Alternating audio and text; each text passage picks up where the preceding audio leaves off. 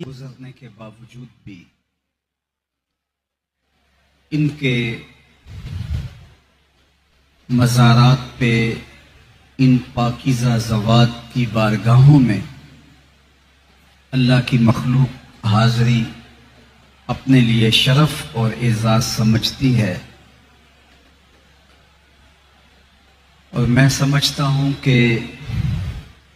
اللہ جل شانہ کے جو لوگ ہو جاتے ہیں پھر اللہ انہیں مرنے نہیں دیتا۔ فَلَنُحْيِيَنَّهُ حَيَاةً طَيِّبَةً کا نور اللہ ایسے انہیں نصیب کرتا ہے کہ وہ قبروں میں جا کر کے بھی فیض رساں ہوتے ہیں، اور اللہ کی مخلوق ان کی بارگاہوں میں حاضری اپنے لیے اعزاز سمجھتی ہے۔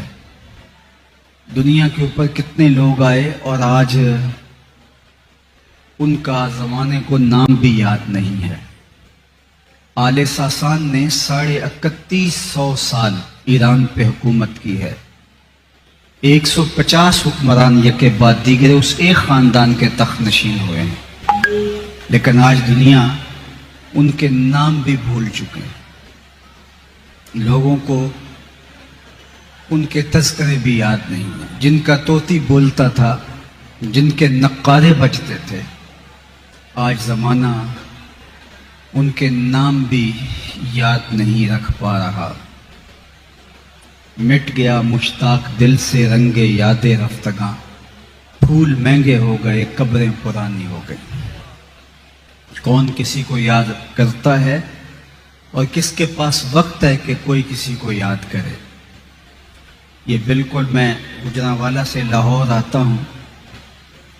تو بائیں جانب راوی سے پہلے جہانگیر کا مقبرہ پڑتا ہے۔ وہاں دن کو چلے جائیں یا رات کو، آپ کو وہاں اداسیوں کے ڈیرے دکھائی دیں گے۔ چھٹی کے دن کچھ لوگ وہاں گھومنے کے لیے آ جائیں تو وہ الگ بات ہے، لیکن پھر بھی جو احاطہ مزار کا ہے وہاں حسرتیں برستی دکھائی دے گی۔ وہ جن کے نقارے بجتے تھے اور جب وہ دربار سے نکلتے ہٹو بچوں کی صدائیں ہوتی تھیں، آج وہاں ہو کا عالم ہے۔ اور بالکل بادشاہ کے قرب میں اس کی محبوب بیوی نور جہاں کا مقبرہ ہے۔ بادشاہ جس کی ایک ایک ادا پہ جان وارتا تھا اور جس کے اشارہ ابرو پہ ہندوستان کی تقدیر کے فیصلے لکھے ہوتے تھے، آج اس کی قبر بھی حسرتوں کا منہ بولتا ثبوت ہے، اور لوح مزار پہ لکھا ہے بر مزارے ماں غریباں، نئے چراغے نئے گلے، نئے پرے پروانہ سوزت نئے صدائے بلبلے۔ ہم غریبوں کی قبر پہ نہ کوئی چراغ جلانے آئے گا، نہ کوئی پھول ڈالنے آئے گا، نہ کسی پروانے نے پر جلانے ہیں اور نہ کسی بلبل نے گیت گانے ہیں۔ آج وہ غریب بنے ہوئے ہیں جو ہندوستان کی تقدیر کے مالک جانے جاتے، جب چلتے تو ہٹو بچوں کی صدائیں ہوتی، لیکن آج بر مزار ماں غریباں، یہ میں راوی کے اس پار کی کہانی سنا رہا ہوں۔ اب پل پار کر کے جب ادھر آئیں تو وہاں تو لکھا ہے بر مزار ماں غریباں، اور یہاں لکھا ہے گنج بخش فیض عالم مظہر نور خدا، ناقصاں را پیر کامل کاملاں را رہنما، سید حجوے مخدوم امم۔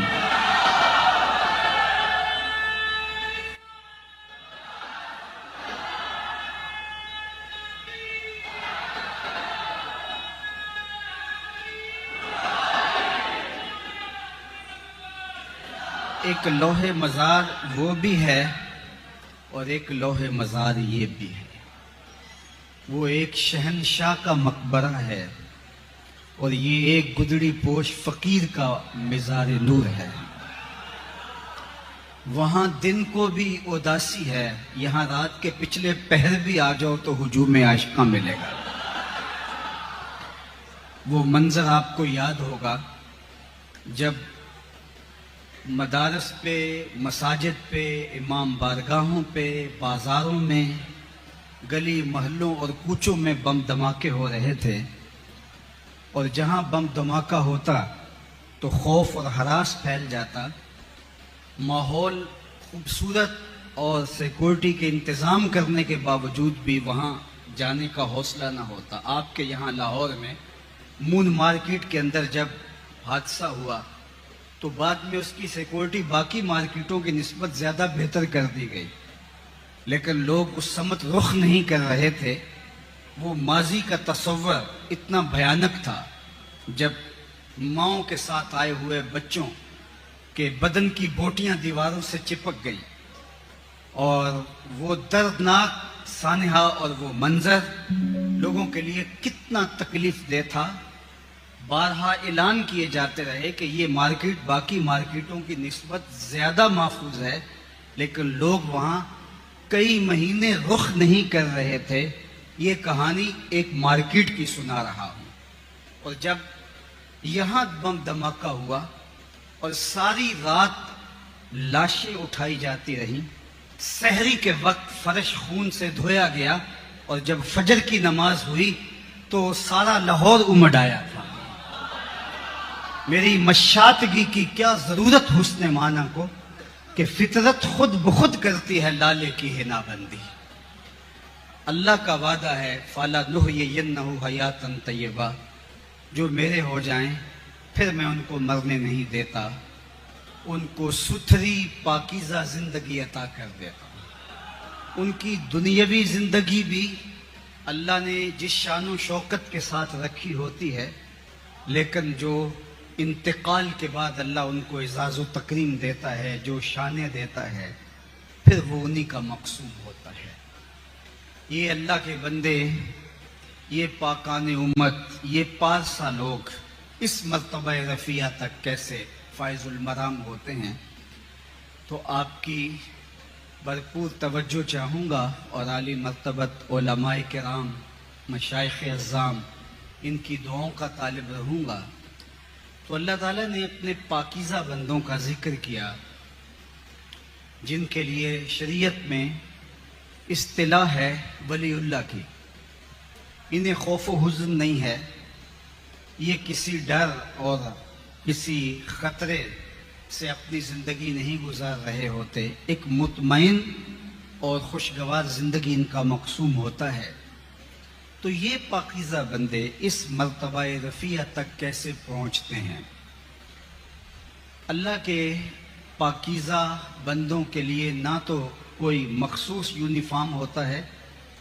اور شریعت سے ہٹ کے نہ کوئی الگ نصاب ہے ولی بننے کا۔ تو قرآن نے اہل اللہ کی پہچان ہمارے سامنے رکھی، اور اگر ہم اس کو ملحوظ رکھیں تو ایک تو ولی کی معرفت اور ولی کی پہچان میں ہم دھوکہ نہیں کھائیں گے، چونکہ جس چیز کی مارکیٹ میں ڈیمانڈ ہو اس کی نقل بھی آتی ہے، جس کی اصل کی ڈیمانڈ نہ ہو تو نقل بھی نہیں آتی، جب اصل کی ڈیمانڈ ہوتی ہے تو نقل بھی مارکیٹ میں دستیاب ہوتی ہے۔ تو آج کو کتنے لوگ آپ کو ادعائے ولایت کرتے ملیں گے، اس لیے کہ اولیاء کے لیے دل میں جو محبت کے جذبے رکھے گئے ہیں، اولیاء اللہ کے لیے جو احترام رکھا گیا ہے، تو ہر شخص اس احترام اور محبت کو وصول کرنا چاہتا ہے، اور وہ اس ٹائٹل کے ساتھ اپنے آپ کو پیش کرتا ہے۔ چونکہ ولایت کا دروازہ بند نہیں ہوا، نبوت کا دروازہ بند ہو گیا ہے۔ اگر کوئی شخص یہ کہے کہ میں نبی ہوں تو اس کے اس دعوے کو وہیں مسترد کر دیا جائے گا، اور وہ محبت وصول کرنے کی بجائے نفرت کا سزاوار ہوگا۔ اور اگر کوئی شخص کہے کہ میں صحابی ہوں تو یہ دروازہ بھی بند کر دیا گیا ہے، اس لیے کہ اب اس دھرتی پہ کوئی صحابی آنے والا نہیں ہے۔ لیکن اگر کوئی شخص یہ دعویٰ کرے کہ میں ولی ہوں تو اولیاء کا تو وجود قیامت تک موجود رہے گا۔ اس امت کی میرے جملہ خصوصیات میں سے خصوصیت یہ ہے کہ اس امت میں قیامت تک اولیاء موجود رہیں گے۔ اور یہ ختم نبوت کی بھی دلیل ہے، اس لیے کہ پچھلی امتوں کے اندر جب اولیاء کا سلسلہ مفقود ہوتا ہے تو کوئی بات نہیں، نیا نبی آ جاتا ہے، لیکن حضور علیہ السلام کے بعد کوئی نبی آنے والا نہیں ہے، لہٰذا ہدایت کے لیے ایک تسلسل چاہیے تھا اور اللہ نے اس کو پورا کیا ہے ولایت کے ذریعے سے۔ تو قیامت تک اس امت میں اولیاء آتے رہیں گے تا آنکہ خاتم الاولیاء حضرت امام مہدی تشریف لائیں گے، اس کے بعد پھر کفر پھیلے گا تو سلسلہ ختم ہوگا، ورنہ اس امت کے اندر اولیاء آتے رہیں گے۔ اولیاء کے لیے الگ کوئی یونیفارم نہیں ہے، اولیاء کے لیے الگ کوئی نصاب نہیں ہے، اور پھر کوئی بھی دعویٰ کر سکتا ہے، تو جب تک ہم جو ہے وہ معرفت حاصل نہ کر لیں ان علامات کی، اور اولیاء اللہ کے لیے اللہ جل شانہ نے جو ہمیں پہچان بیان فرمائی ہے، تو پھر ہم ہر دوسرے تیسرے دن دھوکہ کھاتے رہیں گے۔ اور پھر ہوتا یہ ہے کہ جب کوئی شخص دھوکہ کھائے کسی 2 نمبر آدمی سے، تو پھر مسلسل دھوکوں کی وجہ سے وہ حقیقت کا بھی منکر ہو جاتا ہے، حقیقت کا بھی انکار کر دیتا ہے۔ بہت سارے لوگ جو اولیاء کے منکر ہیں، تو اس کے بنیادی اسباب جب انکار شروع ہوا تھا تو کچھ دھوکہ بازوں کی دھوکہ دہی کا نتیجہ تھا، بعد میں باقاعدہ وہ مسلک بن کے بھی کھڑے ہو گئے۔ اس لیے ہمیں اہل اللہ کی معرفت، اہل اللہ کی پہچان کرنے کی ضرورت ہے، اور یہ بات بھی ذہن نشین رہے کہ اہل اللہ کے لیے جو کرامت اللہ کی طرف سے ان کو دیا جانے والا اعزاز ہے، یہ عام آدمی کے بس کا روگ نہیں ہے کہ وہ اس کو پہچان سکے، اس لیے کہ استدراج کے اندر اور کرامت کے اندر جو فرق ہے اس کو عام آدمی جو ہے سمجھ ہی نہیں پاتا۔ کشف المعجوب کے اندر خود حضرت داتا گنج بخش علی حجویری علیہ رحمہ نے کرامات کے باب میں ہی لکھا ہے کہ حضرت ابراہیم الخواص آپ جنگل میں جا رہے تھے تو ایک شخص آپ کے سامنے آیا اور کہا کہ میں آپ کی صحبت میں کچھ وقت گزارنا چاہتا ہوں تاکہ آپ کے وجود کی برکتیں پاؤں۔ تو آپ نے مراقبہ کیا اور تنفر پیدا ہوا اس کی جانب سے آپ کے دل میں، تو اس کا اظہار کیا تو اس نے کہا جی میں راہب ہوں، نصرانی ہوں، لیکن آپ کی شہرت سنی ہے تو اس لیے میں آپ کی قربت میں کچھ وقت گزارنا چاہتا ہوں۔ تو آپ نے فرمایا کہ میرے پاس کھانے پینے کی اشیاء بہت قلیل ہیں اور میری صحبت آپ کے لیے بھاری پڑ جائے گی، تلخ ہوگی۔ اس نے کہا میں قبول کروں گا۔ مسلسل 8 دن وہ آپ کے ساتھ رہا۔ ایک دن اس نے کہا کہ حضرت میں یہ ارادہ تو کیا تھا کہ میں کوئی مطالبہ نہیں کروں گا، صبر کا دامن نہیں چھوڑوں گا، لیکن بھوک کی شدت کی وجہ سے میرے میں چلنے کی ہمت نہیں رہی۔ تو آپ اللہ کے بزرگ ہیں، اللہ کے بندے ہیں، تو آپ اللہ کی بارگاہ میں دعا کریں ہمارے کھانے پینے کا کوئی انتظام ہو جائے۔ فرماتے ہیں کہ میں سجدے میں سر رکھ دیا اور بارگاہ ازدی میں عرض گزار ہوا کہ مالک اس کافر کے سامنے مجھے رسوا نہ کرنا۔ میں نے جب سر اٹھایا تو آسمان سے ایک طبق اترا جس پر 2 پیالے پانی کے تھے اور 2 روٹیاں تھیں۔ میں نے ایک پانی کا پیالہ اور ایک روٹی اسے دے دی اور ایک خود تناول کر لی۔ اس کے بعد پھر ہم سفر میں آگے بڑھ گئے، چلتے رہے۔ 8 دن جب دوبارہ گزرے تو اس کی ٹانگیں پھر مجھے کپ کپاتی دکھائی دی کہ پہلے والی حالت پھر عود کر رہی ہے۔ میں سمجھ گیا،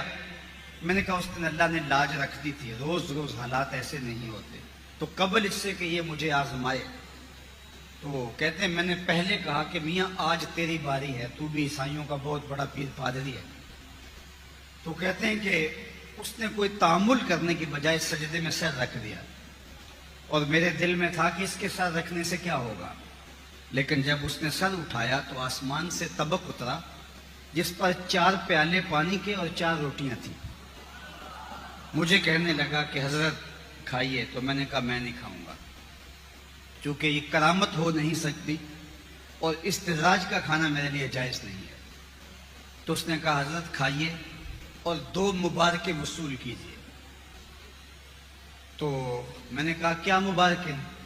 تو وہ کہنے لگا کہ میں نے جب پیشانی سجدے میں رکھی تو میں نے کہا مالک اگر اسلام سچا دین ہے تو 2 پانی کے پیالے اور 2 روٹیاں دے دے، اور اگر ابراہیم الخواص واقعی تیرا ولی ہے تو 2 روٹیاں اور 2 پانی کے پیالے اس وجہ سے دے دے، اور اب یہ طبق ان چیزوں کے ساتھ اترا ہے تو آپ میرے ایمان کے بھی گواہ بن جائیے اور اپنی ولایت کی مبارک بھی وصول کی۔ اب یہاں دیکھیے کہ حضرت ابراہیم الخواص جیسے بزرگ جو ہیں وہ بھی یہاں ایک چیز کو دیکھ کر کے کہ یہ کرامت ہے، استدراج ہے، تشویش میں مبتلا ہو جاتے ہیں۔ تو پھر عام آدمی کے لیے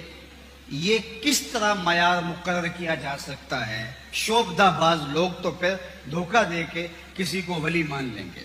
اور جنہوں نے مانا ہوا ہے انہوں نے اسی طرح مانا ہوا ہے۔ ہم سنتے، کہتے، بولتے، تقریروں میں بیان کرتے ہیں اور بچپن سے سنتے آئے ہیں کہ ایک شخص ہوا میں بھی اڑے لیکن شریعت کا باغی ہو، وہ اللہ کا ولی نہیں ہے، اس کو جوتے مارنے چاہیے، لیکن کوئی ما فوق الفطرت کام کر کے دکھا دے تو ہم اس کے پیچھے دوڑ پڑتے ہیں۔ ایسے ایسے جاہلوں کے پاس کہ جو اچھے مسلمان تو دور کی بات ہے، ڈھب کے انسان بھی نہیں ہیں، سنجیدہ اور متین قسم کے جو ہے وہ انسان بھی دکھائی نہیں دیتے ان کی حرکات و سکانات سے، لیکن ان کے پیچھے بھی ہجوم ہوتا ہے۔ ایسے کتنے لوگوں کا تصور آپ کے ذہن میں آ گیا ہوگا۔ تو جب جاہلوں کا معاشرہ ہو تو جہالت میں یہ سب چلتا ہے، اس لیے جو معیار ولایت ہے وہ کرامت کو بھی نہیں بنایا گیا۔ کرامت اللہ اپنے ولیوں سے صادر فرما دیتا ہے اور یہ ولیوں کی عزت ہے، ان کی تکریم ہے، لیکن اگر ساری زندگی بھی کسی سے کرامت کا ظہور نہ ہو تو وہ بھی ولی ہو سکتا ہے۔ اور اولیاء اللہ کرامتیں طلب نہیں کرتے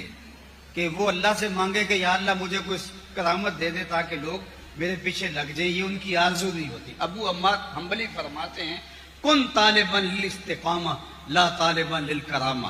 نفس کا تطلب منک الکرامہ وربک یطلب منک الاستقامہ۔ کہا کرامتوں کے پیچھے نہ بھاگنا، استقامت کے پیچھے بھاگنا۔ تیرا نفس تجھ سے کرامتوں کا طالب ہے، تیرا رب تجھ سے استقامت کا طالب ہے۔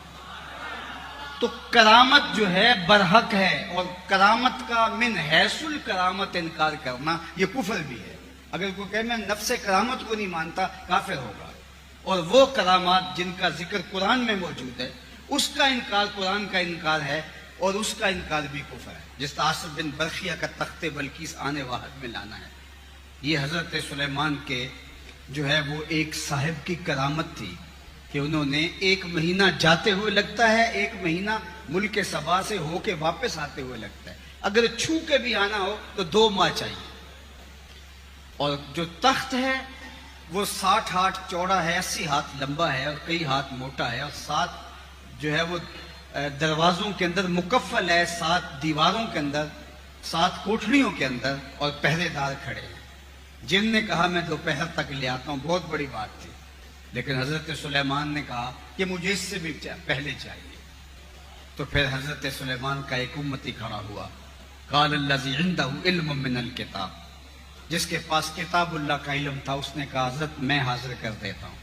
کہا وہ تو دوپہر تک کا وقت دے رہا ہے، تم کتنی دیر میں لاؤ گے؟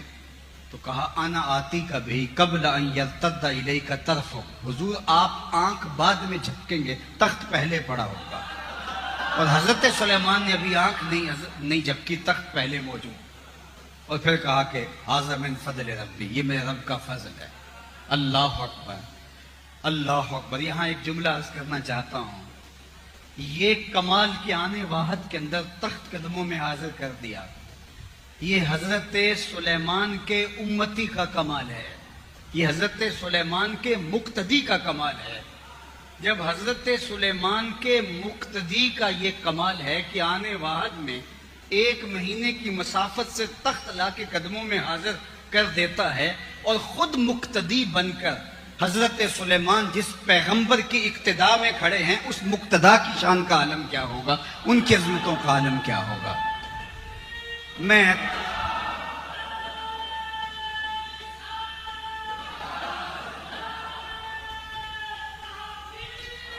میں عالی مرتبت سامعین سے گزارش کروں گا کہ یہ جذبہ جو آپ کا ہے کسی اور موقع پر اس کا اظہار ہو سکتا ہے، اور یہ نعرہ ہمارے مزاج میں، ہمارے مسلک میں جو ہے وہ شامل ہے، میں اس کا منکر نہیں ہوں،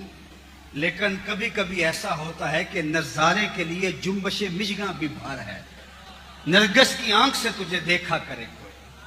اس لیے ہر چیز کا ایک موقع ہوتا ہے، تو ضرور اس کا اظہار کسی اور موقع پہ ضرور کر لیجئے گا، کیونکہ وقت بہت تھوڑا ہے اور میں بہت تیزی کے ساتھ بات کو آگے بڑھانا ہے، ابھی تمہید میں ہی کافی وقت بیت گیا، تو آپ یہ وقت بھی اگر میرے کھاتے ڈال دیں تو خیر کی کچھ باتیں آپ تک زیادہ پہنچ جائیں گی، یہ شوق تو آپ کہیں کھڑے ہو کے بھی پورا کر سکتے ہیں۔ تو میں عرض کر رہا تھا کہ کرامت کا من حیث الکرامت انکار کفر ہے، وہ کرامات جن کا بیان قرآن کے دامن میں، جس آصف بن برقیہ کی کرامت ہے، حضرت مریم کے حجرے میں بے موسم پھلوں کا آنا، یہ ولیہ کی کرامت ہے، اصحاب کہف کا بغیر کھائے پیے 309 سال تک مسلسل سوئے رہنا، تو اللہ تعالیٰ جل شانہ نے اپنے بندوں کے لیے یہ اعزاز اور یہ تکریم رکھی ہے، تو کرامات جو جن کا ذکر قرآن میں موجود ہے تو ان کا انکار بھی کفر ہوگا۔ البتہ احادیث میں اگر کرامات ہیں تو اگر وہ متواتر احادیث ہیں تو ان کا انکار بھی کفر ہی ہوگا، لیکن کوئی ایک بھی متواتر حدیث نہیں ہے جس میں کرامت کا بیان ہے، باقی احادیثیں مشہورہ ہیں، تو ان کا جو انکار کرنا ہے وہ گمراہی ہے، اور مشاہیر بزرگوں کی کرامات کا انکار کرنا جو ہے وہ علماء نے کہا ہے کہ سوائے محرومی کے اور کچھ نہیں ہے، تو جو اللہ کے صالح بندے ہیں ان کی طرف سے اگر کوئی مصدقہ چیز آپ تک پہنچ جائے تو اس کو قبول کرنا چاہیے، لیکن اس کے باوجود بھی جو معیار بتایا گیا اللہ جل شانہ کی قربت کا وہ یہ نہیں بتایا گیا، کیونکہ بہت سارے اولیاء اللہ ایسے ہیں جن کی کرامات جو ہے وہ ان سے صادر بھی نہیں ہوئی، یا ہوئی ہیں تو ہمارے تک نہیں پہنچی، اور سب سے بڑے اللہ کے ولی تو صحابہ ہیں، اور کتنے صحابہ ہیں جن کی کرامات ہمارے تک نہیں پہنچی، تو پھر معیار کیا ہے؟ تو معیار دیا الذین آمنوا وکانوا یتقون، اللہ اکبر، ایمان اور تقوی۔ اب ظاہر ہے اللہ کی قربت کے لیے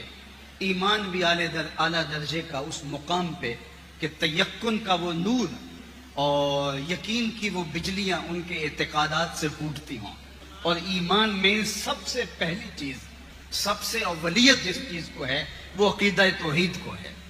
اللہ پر جتنا توکل مضبوط ہوگا، اللہ جل شانہ کے ساتھ جتنی محبت کا رشتہ مستحکم ہوگا، اللہ جل شانہ کے ساتھ جتنا الفت کا رشتہ مستحکم ہوگا، اور اس کے ساتھ جتنا باطنی تعلق مضبوط ہوگا، اس قدر ہی اللہ کی قربت کا نور بندے کو نصیب ہوتا چلا جائے گا۔ تو سب سے پہلے ایمان، اور دوسری بات جو ارشاد فرمائی تقوی، اور وہ تقوی بھی اللہ کا جتنا بڑا ولی ہے اس حساب سے اس کا تقوی بھی اتنا ہی بلند، اتنا ہی رفیع و شان ہوگا۔ امام فخر الدین رازی نے اس آیت کریمہ کے تحت فرمایا کہ ایک ہے قوت نظریہ اور ایک ہے قوت عملیہ۔ اللہ کا جو ولی ہے قوت نظریہ میں بھی اس مقام پہ فائز المرام ہوتا ہے کہ عام لوگ اس مقام پہ فائز المرام نہیں ہوتے، اور قوت عملیہ میں بھی وہ اس مقام پہ فائز المرام ہوتا ہے کہ جو فرمایا گیا کہ عام لوگوں کی نیکیاں جو ابرار ہیں، نیکوکار ہیں، ان کے سیئات ہوتے ہیں، وہ ان کو سیئات سمجھ رہے ہوتے ہیں، چونکہ ان کا مقام اتنا رفیع ہوتا ہے۔ حضور علیہ السلام کے صحابہ فرماتے ہیں بعد میں تابعین کو کہ جن چیزوں کو تم عام سمجھتے تھے، ہم حضور کے دور میں ان کو موبقات میں سے ہلاک کر دینے والی چیزوں میں سے سمجھتے تھے۔ ظاہر ہے جتنا مرتبہ زیادہ ہوگا اس قدر جو ہے وہ اس سے تقاضا بھی اتنا اہم ہوگا۔ حضرت امام احمد بن حنبل سے ایک خاتون مسئلہ پوچھنے آئی ہے، اور پوچھتی ہے کہ حضرت میں ایک مسئلہ پوچھنا چاہتی ہوں، تو میں پوچھیے۔ اس نے کہا کہ مجھے بتائیے کہ میں سود کاٹتی ہوں، اور کبھی ایسا ہوتا ہے کہ چاندنی راتیں ہوتی ہیں، تو چاندنی راتوں میں میں رات کو بھی کچھ سود کاٹ لیتی ہوں، اور جب دن کا وقت ہوتا ہے اور دن کا کاٹا ہوا سود اور رات کا کاٹا ہوا سود دونوں میں معیار میں فرق ہوتا ہے، ذرا دن کے اجالے میں جو کاٹا ہوا ہے اور جو رات کی چاند کی چاندنی میں کاتا ہوا ہے، تو کیا ان دونوں کو میں ملا کر کے اکٹھا فروخت کر سکتی ہوں؟ تو جب اس نے یہ مسئلہ پوچھا تو امام احمد بن حنبل فرمانے لگے، خاتون پہلے اپنا تعارف کرواؤ، تم کون ہو؟ تو اس نے کہا کہ سائل کی ذات نہیں پوچھی جاتی، آپ مجھے بتائیں مسئلہ کیا ہے؟ فرمایا نہیں، کچھ مسائل ایسے ہوتے ہیں کہ سائل کی شخصیت سے مسئلے کی نوعیت بدلتی ہے، تمہیں بتانا پڑے گا کہ تم کون ہو۔ تو اس نے کہا کہ میں حضرت بشر حافی کی ہمشیرہ ہوں۔ تو فرمایا پھر تمہارے لیے جائز نہیں۔ تو جو اللہ کے بندے ہوتے ہیں ان کا پھر عمل بھی اس اعتبار سے، اس درجے کا ان کا عمل ہوتا ہے، چونکہ اللہ نے ان کو مقامات رفیع پر فائز المرام ہوتا ہے، تو ان کی احتیاطیں۔ حاتم اصم کی زندگی دیکھیے، ساری زندگی بہرے بنے رہے۔ حضرت حاتم اصم جو ہیں وہ بہرے نہیں تھے، لیکن کس طرح بہرے بنے کہ ایک خاتون مسئلہ پوچھنے آئی اور بیٹھتے بیٹھتے اس کی ہوا خارج ہو گئی۔ یہ انسان کا ایک طبعی عارضہ ہے، لیکن یہ انسان اس میں اپنی شرمندگی بھی محسوس کرتا کہ ذات کی خاتون تھی۔ تو اس کو بڑی سبکی ہوئی کہ حضرت میرے بارے میں کیا سوچیں گے۔ تو جب اس نے مسئلہ بیان کرنے لگی اور اس کے چہرے پہ شرمندگی کے جو ہے وہ آثار تھے کہ حضرت کے سامنے یہ ہو گیا، تو حضرت جب وہ آپ سے ہم کلام ہوئی تو آپ نے ایسے کہا کہ ذرا اونچی بولنا۔ اس کو تأثر یہ دیا کہ میں اونچا سنتا ہوں۔ تو جب حضرت نے یوں کیا تو اس کی وہ جو شرمندگی تھی وہ ختم ہو گئی، اور اس نے بے دھڑک اپنا مسئلہ بیان کیا اور بلند آواز سے کیا۔ جب تک وہ خاتون رہی، حضرت حاتم جو ہے وہ بہرے بنے رہے تکلف کے ساتھ، کہ اسے جب بھی پتا چلا کہ میں بہرا نہیں ہوں تو اس کو شرمندگی ہو گئی۔ یہ بزرگوں کے اخلاقیات ہیں، یہ ان کا کردار ہے۔ صوفی کتنا باریک ہوتا ہے، یہاں تو پگڑیاں اچھالی جاتی ہیں، یہاں حجرے غیبت کی بدبو سے متعفن ہیں۔ آج کا جو ہمارا طریقت کا سسٹم ہے، اس سے تو تعفن آتا ہے، الا ماشاءاللہ کوئی 1000 میں ایک ہوگا، ورنہ جو حال ہے اس وقت دور موجود کی طریقت کا، اب یہ دیکھیے معیار کیا ہے کہ ساری زندگی اس لیے بہرے بنے رہے کہ اس کو اگر پتہ چل گیا کہ میں بہرا نہیں ہوں تو اس کو تب شرمندگی ہوگی۔ اللہ اکبر۔ تو یہ ہے کہ اگر ان کا مقام اتنا بلند ہے تو اس کے تقاضے بھی اتنے بلند ہیں۔ تو ان کا جو تقویٰ، اعلیٰ حضرت عظیم البرکت امام اہل محبت، آپ کسی دعوت میں تشریف لے گئے اور جب وہاں پہنچے تو اس نے بہت ساری چیزیں پیش کی، تو آپ نے شوربہ چکھا تو شوربہ بڑا لذیذ تھا۔ تو آپ نے صاحب خانہ سے کہا کہ اگر تم کہو تو میں اس کو پی سکتا ہوں؟ تو اس نے کہا حضرت سب کچھ آپ کے لیے رکھا ہوا ہے۔ فرمایا نہیں، شوربے کا عرف جو ہے وہ مشروب نہیں ہے، معقول ہے، یہ کھایا جاتا ہے، پیا نہیں جاتا۔ اور میں جب عرف سے ہٹنے لگا ہوں تو مجھے میزبان سے اسپیشل اجازت چاہیے، چونکہ میرے دیکھا دیکھی باقی لوگ بھی پینے لگ جائیں تو آپ نے تو کھانے کے لیے اس کو بنایا ہے، تو وہ پھر کم پڑ جائے گا اور آپ کو شرمندگی ہوگی۔ یہ تقویٰ تھا ہمارے بزرگوں کا، ہم نے اپنے بزرگوں سے یہ سیکھنا تھا۔ جو اللہ کے ولی ہوتے ہیں، میں نے عرض کیا، نہ ان کا یونیفارم کوئی الگ ہوتا ہے، نہ ان کے لیے شریعت کا کوئی نصاب الگ بنایا گیا ہے۔ اللہ کے ولی شریعت پر عمل کرتے ہیں، لیکن جس باریک بینی کے ساتھ، جس تفحص کے ساتھ، اور جس باریکی کے ساتھ، اور جس طرح دین کو جس انداز سے وہ دیکھتے ہیں، اور جن اعلیٰ اخلاقی اقدار کے وہ حامل ہوتے ہیں، تو وہ پھر اللہ کے مقرب اور بارگاہ قدس کے جو ہیں وہ مقرب بن جاتے ہیں۔ جو فرمایا گیا کہ میرا بندہ فرائض کے بعد جب نوافل کی کثرت کرے تو میرا قرب حاصل کر لیتا ہے، تو ہم نے فرض کے بعد نفل یہی سمجھا ہے کہ کچھ رکعات نفل ہیں اور نفلی روزہ ہے۔ ہمارے اقدار میں بھی، ہماری اخلاقیات میں بھی، ہمارے رویوں میں بھی، ہمارے طرز زندگی کے اندر بھی بہت ساری چیزیں ہیں۔ کچھ چیزیں واجبات میں سے ہیں، اس کے بغیر چارہ نہیں ہے۔ لیکن کچھ چیزیں جو ہیں اس طرح نوافل کے زمرے میں آتی ہیں، اور وہ بلند اخلاقیات اور وہ کردار کی وہ رفعتیں وہ ممتاز کرتی ہیں ان کو دوسروں سے، اور اللہ کا بندہ اس قدر صالح اور پاکیزہ بن جاتا ہے کہ اس کی ایک ایک ادا اور اس کا ایک ایک رویہ اور اس کا طرز زندگی لوگوں سے ایسا مختلف ہوتا ہے کہ وہ شریعت کے مزاج کو سمجھ کے اپنی روح کی اتھائی گہرائیوں تک اتار دیتے ہیں، اور پھر اللہ تعالیٰ جل شانہ ان کی ان خوبصورت اداؤں سے ان کو مقامات رفیع بھی عطا فرما دیتا ہے، ان کو ولایت کی دولت سے بھی مالا مال فرما دیتا ہے۔ میں اور آپ اگر یہ چاہیں کہ ہم اللہ کے پاکیزہ بندوں کی قربت میں جو ہے وہ حاضر ہو کر کے ان کے فیوز و برکات حاصل کریں، آج تو یہ بھی مسئلہ ہے کہ ہمارے ہاں جو فیوز و برکات کا تصور عمومی طور پہ بزرگوں کی بارگاہ میں جا کر ان کے توسل سے جو دعائیں مانگنا اور جو وہاں ہماری مادی ضروریات ہی رہ گئی، جبکہ توسل کے باب کے اندر اگر آپ اپنے پرانے بزرگوں اور جو پھر توسل ان سے کیے تھے وہ باطنی چیزوں کے لیے کہ میں تمہاری بارگاہ میں آیا ہوں، میرے دل کا یہ زنگ کیوں نہیں اتر رہا، اور اس کے لیے وہ کوشاں ہوتے تھے۔ ہماری طلب جو ہے وہ بزرگوں کی بارگاہوں میں آ کر کے وہ مادی چیزیں، وہ کھانے پینے کی چیزیں، وہ اپنے مقدمے کے معاملے، اپنی دنیا کے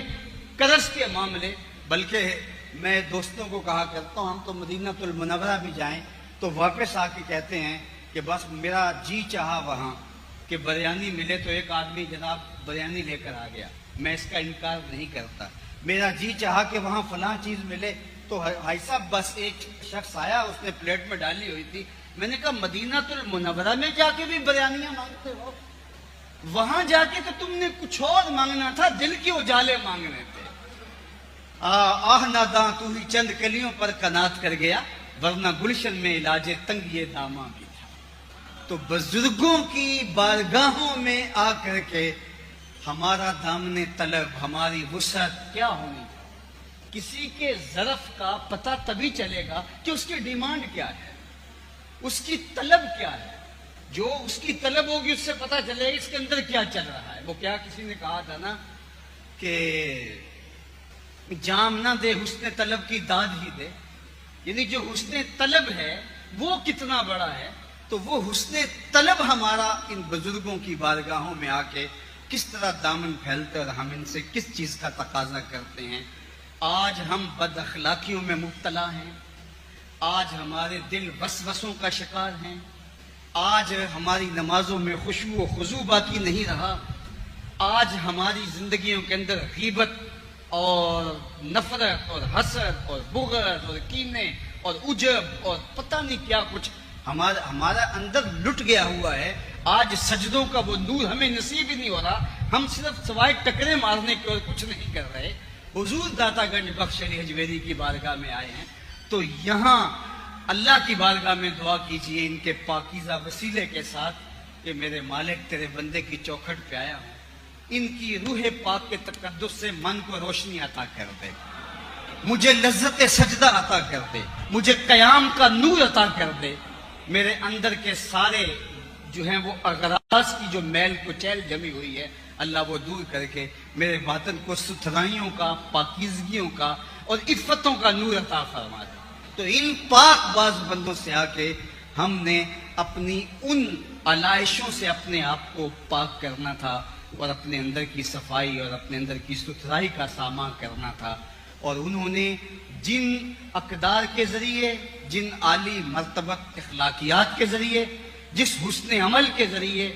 کثرت نوافل کے ذریعے، شریعت کے مزاج کا جو تقاضا بھی تھا اس تقاضوں کو ملحوظ رکھ کے اپنی زندگی کو مرتب اور منظم کرنے کے ذریعے جو مقام رفیع پایا ہے، ہم ایسے پاکیزہ بندوں کے حضور حاضر ہو کے عرض گزار ہوں کہ ہمیں بھی ایمان کا وہ مقام اور ایمان کا وہ نور چاہیے اور ایمان کا جو ہے وہ مرتبہ چاہیے کہ توحید کے نور سے لے کر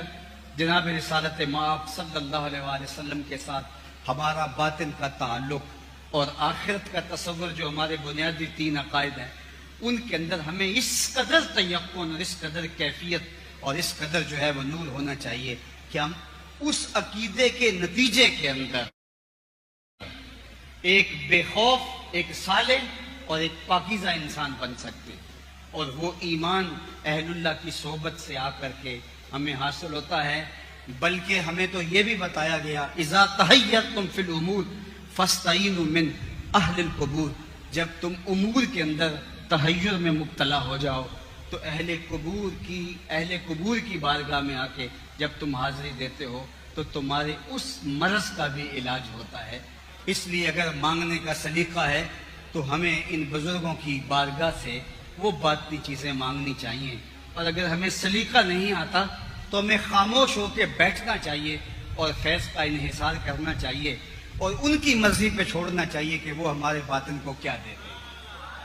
اور ہم اپنی جو چیزیں ہیں اور اپنی جو ہماری جو ہے سطحی سی خواہشات ہیں ان کے لیے اتنی بڑی بارگاہوں میں آ کر کے جو ہے وہ قیمتی وقت کو یوں برباد نہ کریں۔ تو اللہ جل شانہ کی بارگاہ میں آپ سارے لوگوں کی آمین کے ساتھ دعا ہے کہ ہم اس پاکیزہ ہستی کی بارگاہ میں اللہ اکبر، جو بابا فرید کا بھی باب مراد تھا، اللہ اکبر، جہاں خواجہ معین الدین چشتی اجمیری بھی آ کر کے 40 دن چلہ کشی کرتے ہیں اور پھر وہ پلٹتے ہوئے کہتے ہیں گنج بخشے فیض عالم مظہر نور۔ اللہ اکبر، وہ وہاں وہ نہیں لینے آئے تھے یہاں جو ہم یہاں مانگنے آتے ہیں۔ ان کی ضرورت، ان کی طلب وہ نہیں تھی جو ہماری طلب ہے ان بارگاہوں میں آنے کی۔ ان کی جو طلب تھی ان کو ان کے ظرف کے مطابق ملا، اور پھر پلٹ کے انہوں نے کہا کہ میاں میں نے تو اس گنج بخش کی بارگاہ سے جو باطن کے اجالے پائے ہیں اور پھر وہ روشنی جو ملی، پھر نظر میں وہ کرشمہ سازیاں پیدا ہوئیں کہ ان کی نظر اٹھتی ہے اور 90 لاکھ کافر کلمہ توحید پڑھ لیتے ہیں۔ تو ان کی صحبت تو اکثیر ہے۔ حضرت مجدد پاک تو فرماتے ہیں کبریت احمر کا درجہ رکھتی ہے، سرخ گندک کی طرح ہے ان لوگوں کی صحبت، اور ان کی قربت میں آ کر کے آپ اپنے اندر کی ساری علائشوں کو مٹا کر کے ایک صالح پاکیزہ انسان اور ایک خوبصورت مسلمان ہونے کی آرزو کریں اور انتظار فیض میں بیٹھ جائیں، اور پھر دیکھیے کہ ان کی صحبت کا فیض کس طرح باطن کو رنگ دیتا ہے اور باطن کو کیسے اجالا دیتا ہے۔ اور اہل اللہ کی صحبت سے نور پانے والے جب اس رنگ میں رنگے جاتے ہیں تو وہ رنگ کچا اور ناپختہ نہیں ہوتا۔ حالات کا جبر کچھ بھی ہو اور جو ہے وہ زمانے کے تیور کچھ بھی بدلتے رہیں، آج تو لوگوں کے ایک شارٹ کلپ سے اعتقادات اور نظریات تبدیل ہوتے ہیں۔ ہم یہاں آ کے لڑک کے یہاں آ کھڑے ہوئے ہیں، لیکن جن کو رنگ داتا گنج بخش علی حجویری نے چڑھایا ہوتا ہے، طوفان بھی آ جائے ان کا وہ پکا رنگ کبھی اترتا نہیں ہے، وہ کچا رنگ نہیں ہوتا، وہ پکا رنگ ہے۔ میاں صاحب نے اپنے لہجے میں کہا تھا کچا رنگ للاری والا تے چڑھدا لیندا رہندا تے پکا رنگ میرے ماہی والا چڑھ جائے پھر نہیں رہندا۔ تو وہ پختہ رنگ، وہ صبغۃ اللہ، جس رنگ سے جو ہے وہ ہمارے باطن اجلے ہو جائیں اور باطن نور سے معمور ہو جائیں، تو ہم ان عالی مرتبت بارگاہوں میں آ کے یہی عرض کرنا ہے اور یہی ہم کچھ لینے آئے ہیں۔ نا انکار کریں اج ساکی، اج موسم بڑا سہانا، نا انکار کریں اج ساکی، اج موسم بڑا سہانا، مستی دا واسطہ کوئی ٹھکانا، تیرے کول شراب پرانی، میرا روگ بھی بہت پرانا، ساکی ہس ہس ٹالنا سانو، اسا پیتے ہیں باج نہیں جانا۔ اور کسی نے کہا تھا بہار آئی ہے بھر دے بادائے گلگوں سے پیمانہ، بہار آئی ہے بھر دے بادائے گلگوں سے پیمانہ، رہے لاکھوں برس آباد ساکی تیرا میخانہ۔ اللہ اس آستانہ رحمت کو سلامت رکھے، فیض رسانی ہوتی رہے، نور اجالے روشنیاں بٹتی رہیں، ہم آتے رہیں درد دل سنانے کو، خدا آباد رکھے تیرے آستانے کو۔ وآخر دعوانا ان الحمدللہ۔ تشریف ڈاکٹر سید طاہر رضا بخاری صاحب، سیکرٹری و چیف ایڈمنسٹریٹر اوقاف، کہ جن کی بالغ نظر اور فکر نے اس طرف رہنمائی فرمائی کہ ہمیں بارگاہ گنج بخش میں حاضری کے لیے انہیں ضرور فیضیاب کرنا چاہیے کہ جن کی پہچان داتا علی حجویری کا مشن ہے، اور وہ مشن جیسے میں نے عرض کیا علم کا ہے، تربیت کا ہے، محبت کا ہے اور خدمت کا ہے۔